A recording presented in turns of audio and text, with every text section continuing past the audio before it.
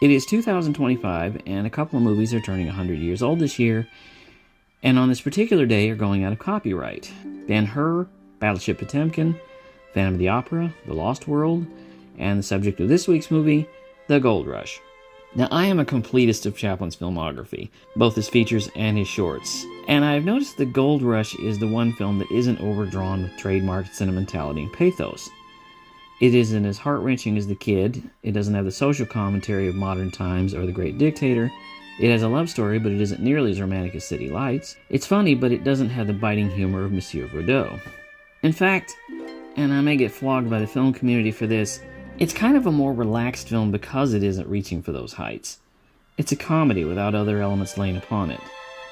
I like that about it. It's episodic, finding the tramp prospecting for gold in the Klondike, that's northern Canada if you'd like to know, and dealing largely with basic survival. Chaplin puts the tramp through the harshest landscape possible and observes how he deals with it. That leads to my favorite scene in the movie, where he gets so hungry that he eats his shoes. The genius here is that he leaves your mind to decide what you think he might be eating. He prepares it like a Thanksgiving turkey. He eats it like a slab of roast beef. And he treats the laces like pasta. It's a method of desperate survival. Note the dark rings around his eyes. The contrast, of course, is Big Jim, who leans into the situation more or less like we would. That's the film's center. The film's episodic comedy leads to other classic moments, like when Big Jim imagines the tramp as a giant chicken, the dancing dinner rolls, and this scene, where a fight with a bully is staged so beautifully that when the guy raises his arm, the tramp disappears inside the doorway. It is difficult to express how big this movie was 100 years ago. This was an eagerly awaited new film from the most famous man on the planet, and he didn't disappoint.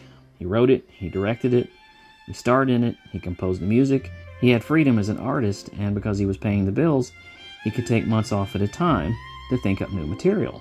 Just about the only negative with regards to The Gold Rush is the revision that Chaplin did in 1942, in which he added a recorded soundtrack, narration and dialogue performed by Chaplin himself, a shortened running time, and an alternate ending. This version is not only unwise and destroys the magic of the original, but any copy is disturbingly easy to find.